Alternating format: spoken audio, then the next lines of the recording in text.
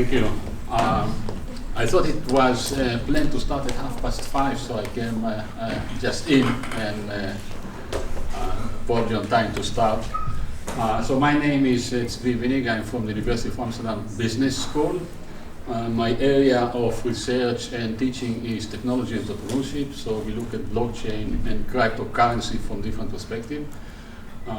So my home university here is University of Amsterdam. In China, I have appointment at G University, where I'm visiting and working since 2005, and in Israel, Ben-Gurion University. Before I start, how many students we have here? How many students? Okay. How many of you had anything in your courses on blockchain, cryptocurrency, smart contracts, anything in this area? Anything? Nothing. Okay. So whatever I will say will be okay with you, as a student. So what I'm going to do is just very quick overview on what is happening in this space. And then after you will see some of the slides, some of you, at least the one with gray hair, will have a feeling or something like, did we see it before somewhere? Very similar to a phenomena we've seen earlier. And then I will look at if, when, how, and why universities should get into this area. And you have to remember that university doing advanced research are very conservative institute, not changing very, very fast. So let us start.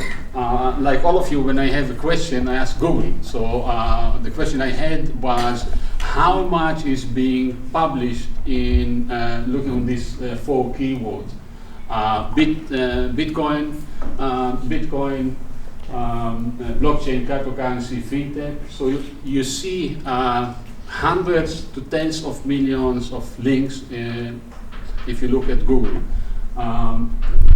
Bitcoin, 261 million entries, 78 million for cryptocurrency, 53 million fintech, fintech 34 million. So there is a lot written. I'm not going yet into what, but there is a lot of entries. Even if you are not expert, you want to have some information, there is more than enough. From university point of view, I was interested how much research on the same topics can we see from university papers. So I'm asking Google the same question. By the way, if I would be in China, I would ask the same question to Baidu. Google Scholar is a repository of academic articles. So exactly the same question. How many entries are there for each one of these keywords? So Bitcoin, almost 40,000, 25,000, blockchain, etc. So about 0.01% in academic writing, academic articles, versus whatever is published in the industry. Which is interesting to what I'm going to say later. Just remember the fraction of what we can read about this topic in industry report, online site, you see on TV programs, etc. Only a small fraction of it is available as academic literature, and much of the academic literature is technical, not much business studies type literature. Looking at what is published, you will see all kinds of headlines in different type of newspapers, financial newspapers, general, etc. And you can classify the writing in basically two types of writings. One would be the group of people who believe that this is something for real, it is happening, it will become bigger. And the other side thinks that it is a scam, it is a bubble, and it will collapse. And this is reflected in much of the writing that you will see from different sources. And if you have enough critical reading or good background, it is very difficult to decide which side is the one you should follow. Because both of them have very good analysis, they have good argumentation, and they are convincing. So what is happening? Is it here to stay, or it is going to disappear to just a bubble? Just a few examples. Bitcoin hype, Goldman Sachs is not doing cryptocurrency, all kind of this type of publications. Again, another example, hype, once the bubble bursts, something will happen, which gives quite a lot of confusion to the general public, but also in the industry. Who should you follow? Who has better understanding? The ones who are saying that it will never, it is a bubble, it will burst, it will be nothing, or the other side, the other camp, that is saying it just started, it will be much bigger. Looking at, this is something we do in university quite often, this life cycle diagram. We can do a life cycle diagram for almost everything. So looking at the life cycle of blockchain, cryptocurrency, smart contract, whatever it will be, whatever technology it is, this is, by the way, coming from analyst in a bank. So he's looking at what is happening now. We are now 2017-18.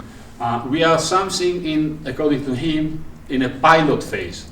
So this is someone who thinks that this technology is real, it is here to stay, it has value, and it is developing like previous technologies with the same time frame.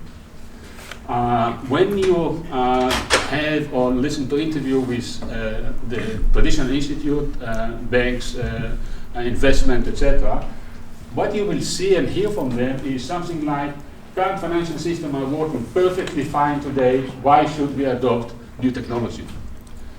Which sounds familiar. Almost for every new technology, the established institution will have this type of response. So for example, if we are looking at fund transferring globally, so you want to transfer money from one country to the other, between persons, between companies, they say we have SWIFT working excellently. However, it takes quite some time, and there are some intermediate steps in between, and it costs a lot of money. So when a startup from San Francisco, Ripple, is coming with blockchain-based system for global fund transfer, does it in fraction of a second and a fraction of the cost, they will say, yes, it is nice, but we have a system, and it is working perfectly.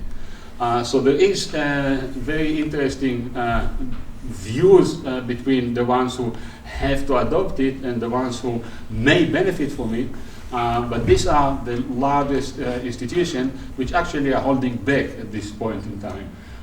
According to this life cycle diagram, around 2025 it will be in production. And if you consider all the new technology that you've seen in the past few years, it does not take 20, 25, or even 10 years to mature. Once adopted in the market, some of them will be within few years in full production. And one of the reasons probably to look at 2025 as the year that it may be in production is the statement down, we have technology, it is working, why not use it, why should we change? Another thing that's happening, so this is one thing, a lot of writing on both sides. The other thing that's happening is tens and tens of billions of dollars are being invested in this industry. So fintech startup, blockchain startup, smart contract, etc., tens of billions of dollars. And some of this investment will go into real life technology that has value, will create value, and will be here to stay. Now, compare this amount. So let us say this is blockchain. How much money big bank is investing in this type of technology? Maybe a fraction of this amount. So this amount that are being now invested, many of them will disappear. In literature on entrepreneurship, we have large data sets globally, and we know that in entrepreneurship, about 60 to 70% of startups do not leave after 1 year, so they disappear within a year. Out of these who stay, about 50% will not make it to the third year. So only fraction are remaining. But the fraction that are remaining are those who are changing this in the industries. And here, this huge amount of investment is going into this industry. So this is the amount of money. If you are looking at how many in which industry, in which type of sectors, it is a very broad scale of companies. By the way, much of the recent investment in the sector are not coming from venture capital or traditional funding, but from ICO. I will talk about ICO later. So you will see in completely different set of sectors. The three countries I am visiting often, China, Israel, and of course the Netherlands, will have this type of ecosystem diagram for the fintech or for blockchain or for smart contract type startups. So there are hundreds and hundreds of startups around the world that get huge investment into developing unique technologies, and some of them really niche technologies in area most people do not know exist. So these are the results. As I said, entrepreneurial startups, we know from statistics, we have enough data set, we have enough research. Most will disappear, but it is enough that one or two of them will become the next Google of blockchain or the next Facebook of blockchain to change the industry. Amount and number of projects, again, huge amount, and it is only growing. What is happening in recent years, investment in blockchain startup, fintech startup, cryptocurrency, are no longer coming only from niche investors or from ICO. Major venture capitalists in Silicon Valley are investing in this type of companies, and there is even more interesting phenomena. The Silicon Valley venture capitalists like Sequoia, for example, are investing in blockchain companies in China, in Beijing, not only in Western Europe or in Silicon Valley. So a huge amount of money globally. This is interesting to see because this is specifically blockchain, and for each sector there are the numbers of startups in this area. So exchanges where you see Banco and Coinbase, these are big names. You may have read about one of the most successful ICO in this space. Banco raised 156 million within a day or day and a half. So exchanges, a lot of investment going into exchanges. Coinbase is one of the largest today. Anyone here, by the way, has any experience in trading cryptocurrencies? Okay, which exchange? Which exchange? Which exchange? Indonesia. Sorry? Indonesia. Bitfix. Okay, so tens and tens and tens of exchanges. It is not regulated. There is a lot of unclarity there. So huge investment in exchanges, mining, infrastructure, payment, any sector, any area that you can imagine, there are startups doing developing technology. And this is pure technology, these are not services. All of these startups are purely technology based. It is possible that the final offering they have in the market is a service, but there is very strong technology behind it.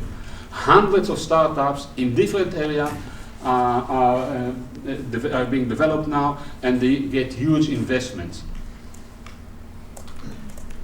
Now, going a bit to university thinking, we should consider, if we are looking what is happening in blockchain and Bitcoin and all these cryptocurrencies, it is much beyond fintech or investment or making money or speculation.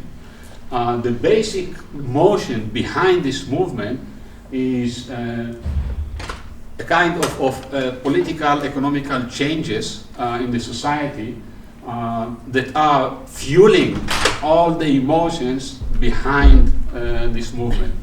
So the first thing is that there is very strong peer-to-peer movement and experience, certainly among young people. If I'm looking at my students, all of them have Facebook and LinkedIn, etc. They're used to have a peer-to-peer communication locally, national, and global. So peer-to-peer for them is reality. If you add to this loss of confidence in intermediary institutions, banks, many of the young generation do not trust banks anymore. So there is loss of trust. There is more requests for democratization of almost everything. Losing trust in third-party institute. Many of the young generation is upset with lack of wealth distribution. They believe that it should be better distributed in the world. And if you look at the supporters of blockchain and cryptocurrencies, etc., very strong community. Good example of community, how strong the community is. Almost all ICOs that are being successfully completed are based on first step, establishing very strong community. And they do it here mostly using Telegram, and only after they establish the community, they publish white paper, etc., and run for the pre-sale of the token, and then public sales, etc. Very strong sense of community, almost evangelist. So when you look at all of this, huge amount of publication, a lot of media attention, huge amount of money flowing into this industry. If you have enough gray hair, you will have a feeling, I've seen this before somewhere. So here it is. In the 90s, we had the internet bubble, the dot-com bubble, and it collapsed, etc., etc. Look at the diagram describing the internet bubble over time. Initially, nothing happened. I remember when internet started to be public, initially it was in universities, and it was called BitNet, and then it went out, and then the graphic browser was published. Netscape did successful IPO, and internet went off. A huge amount of investment, trillions of dollars went into internet investment, and some of them are the reason for the companies that are successful today, and for the fact that internet today is connecting the world peer-to-peer anywhere. So about 10 years from start until internet became integral part of our life. For companies, it is standard infrastructure. You cannot imagine the world today without internet. And it was called the bubble, and it collapsed, etc., etc. But the huge amount that went into internet resulted in what we see today. About 10 years. If you look at what is happening with crypto blockchain, almost the same type of diagram. One difference is, it is half of the time, within 5 years. So today already people talk about the bubble collapse, etc., etc. Whereas the investment are still going on. Huge amount of money is going into this industry. And I'm sure if you will have some historical sense and you will go to other bubbles in history, you will see similar type of graphs. The only difference will be the timeline. And this is something very interesting also for us. The timeline for all of this new technology from start until they become standard infrastructure is being shorter and shorter. If I'm looking at cryptocurrencies, some of our students are engaged and are experimenting with buying, selling, etc. But there are 40, 50, 60-year-old high school children that are doing it much better, faster, and for them it is quite standard, nothing new, nothing special about it. And this 10 years from now, they will be in the market, this will be their world. For them, there will be nothing different. So how it compares to internet? Exactly the same way. There is massive investment, huge amount of money are being invested. There is no one single company in the financial industry or any other industry that invests R&D money in the amount that are going into this industry, into startups. Not comparable. The other thing that is happening in the background, and people are not aware that this is happening, there is massive education of the market. In the Netherlands, at one point in time, Bitcoin and blockchain, etc., were item on 8 o'clock news for the general public. So there is huge amount of information, and the impact of it, that the public is being educated. So old people, middle-aged people, young professionals are getting acquainted, even if it is not part of their business, they are getting acquainted with this industry, get a lot of information for, against, etc.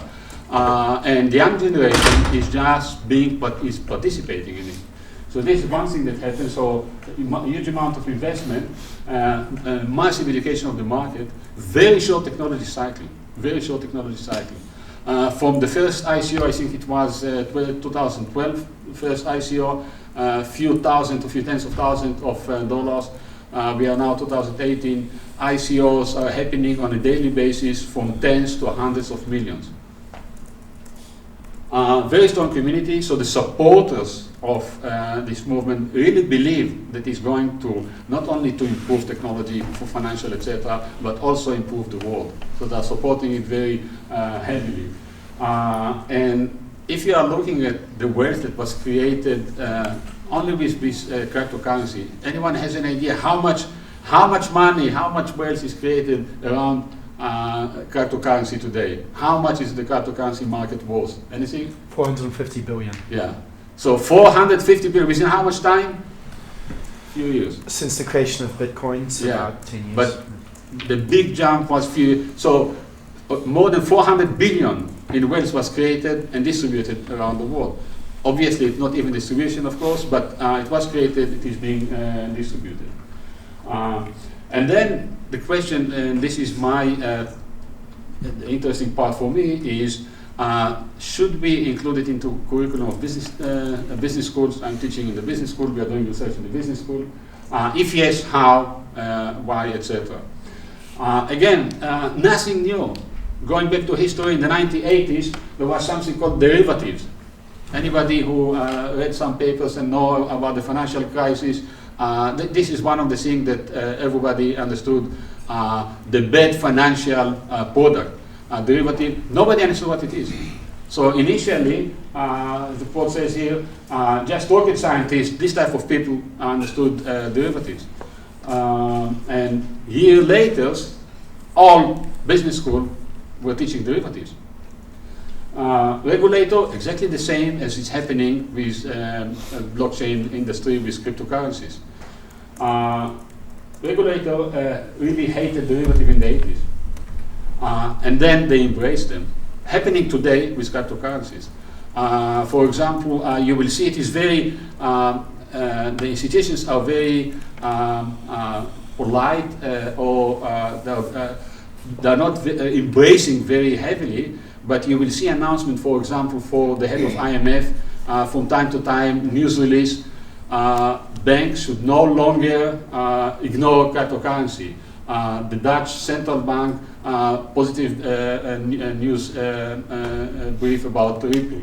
So slowly, big institutions understand something is happening, we should not ignore, we should look at it, etc. Will not take too much time. The second, the US is now looking how to define cryptocurrency. Is it security, is it asset, etc. So they will embrace them as it happened with derivative and probably with other instruments. And then we go to the really interesting point. Should we include them in curriculum of business administration, business schools? And basically the question behind this is how you train graduate for a job that does not exist. We do not know how the industry will look 1 year, 5 years, 4 years, 3 years from now. Which type of jobs and position will be created. We know from history, if you look at internet, similar phenomena happened. 20 years ago, if you did computer sciences or marketing, and someone would tell you, you know, you have to specialize in search engines. Do something with search engines to increase your marketing. Today, search engine engineer is very standard position in almost any marketing company. 20 years ago, it was non-existing. And so there are many types of jobs that exist today, never existed before. With fintech, cryptocurrency, blockchain, smart contract, exactly the same. There are companies now that are developing blockchain-based solution for smart contract based on natural language. So you don't have to program anymore. You can really write contract like lawyer writes contract, and it is being artificial intelligence, deep learning, all kinds of technologies. It is being transformed into blockchain-based smart contract. So what type of professions will be there? How should we train people for something we don't know? So the challenge we have, of course, is the whole area now is under construction. We don't know much about it. It is happening, we are looking, we are trying to analyze, but there is not really sound academic knowledge base. And if there is academic research, mostly it is technical, and we are looking from business point of view. The opportunity, of course, everybody knows that it's happening. So there is interest among students. And from student point of view, and also for us, it is interesting to realize everything to do with blockchain and with academic literature is open access. You can have everything free of charge and open source. There is no one who has patented the technology for blockchain. Each and everyone here can create its own tokens. From technology point of view, non-issue, and I will show you. Really, each one of you can create its own token. Because this is the situation, and the other side is that if you want to create new course or new program in university, you have a challenge because you will have to go through committees. It will take 1 year, it will take half a year, it will take 2 years until it will be approved, if it will be approved. So you have to do it in a completely different way. So I will finish with example from our own program. So we have a program in entrepreneurship and innovation. And in this program, what we do, we look at different industries, and this year it was the industry around blockchain, cryptocurrency, and look at it from the point of view of business opportunities. Which business opportunities can be identified around this technology? And embedded in our standard courses where students have to educate themselves on this new area, so they do not get really textbook and set of articles and standard like standard course. They will have to educate themselves on the topic. Based on what they learn and discuss in class, they will have to develop a business opportunity. They will have to work it completely out until they have something to present. We call it MVP, minimum viable product. So they have to show the result of the project. So they start with self-learning, develop idea, work the idea completely out, and present a project to the class in this area. So this is example of one of the projects. There are many of them. Remember, these are business study students, business administration, not technical, not programmers, nothing like that. Business student. So what they did, they educated themselves on blockchain cryptocurrency and how we test if they did it properly in the course. Of course, it is very easy. You just give student assignment, and then the assignment is write a paper on the get list of topics, blockchain, smart contract, Bitcoin exchanges, anything. So they have a very long list of topics. They have to choose a topic, and then they have to write a term paper on this topic, each one of them. Which means that after they did this cycle, all of the students in the class have kind of baseline. They know what they are talking about. They know that there is limitation of academic research. They know that there is a lot of writing in the industry, and they can analyze everything that they get, have some basic understanding. And based on this basic understanding, they have to identify a space in which there is business opportunity. And this is one project. The opportunity was very simple in the Netherlands, but I think in many countries when you register at university or you go to for employment or you have to apply for position in government, you have to show all of your diplomas and they have to be authenticated, etc. So what they did, they developed, the idea was to develop a blockchain-based solution by which the giving institute and the student will have access to all of this information instantly based on blockchain. So they developed the complete MVP, minimum viable product, kind of prototype. And if you look, if you read the small abstract, it says what the product is all about. But what is interesting is the other side there on the right-hand side for you. You will see they worked out this complete system up to the level of developing a token. So they have their own token for this project. And these are not programmers, these are business study students.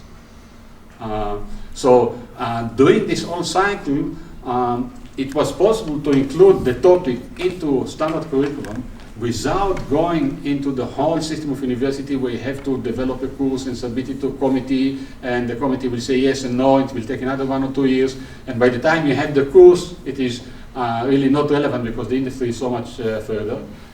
So what they were doing, they were actually, in academic terms, it is kind of action research. They were doing something, researching something, while this phenomenon is still happening.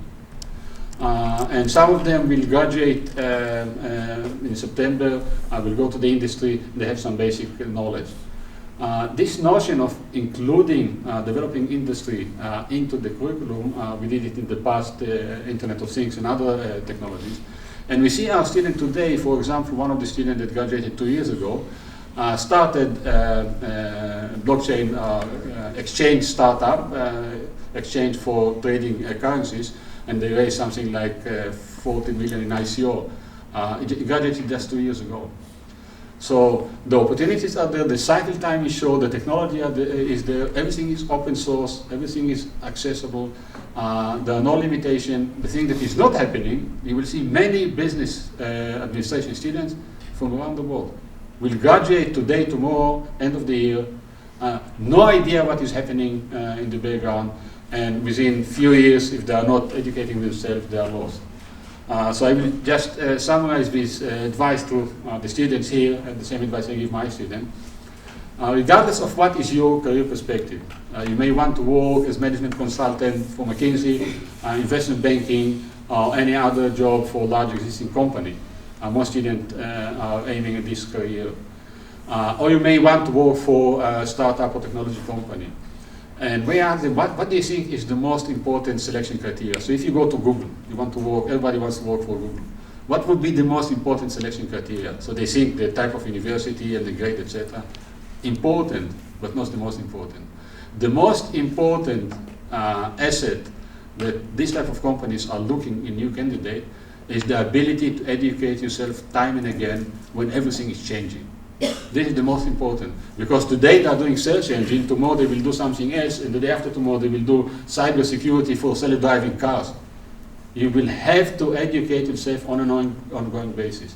And this is a capability that many students are not being trained in, and this is what we introduced in our program, in this case for blockchain, cryptocurrency, smart contract, on this space. So actually introducing it into the program in the back door, and I think within a few years you will have the same statement. All major business schools in the world will have complete programs or courses on blockchain, on smart contract, on cryptocurrencies, and all kinds of related technologies. Thank you very much for listening. This is not the best day to have a seminar in a closed area. It's better to sit somewhere outside with a beer. So thank you for being here, and if you have questions, I am available. I don't know if it is now or... Yeah, we have a panel later. Okay, so, okay.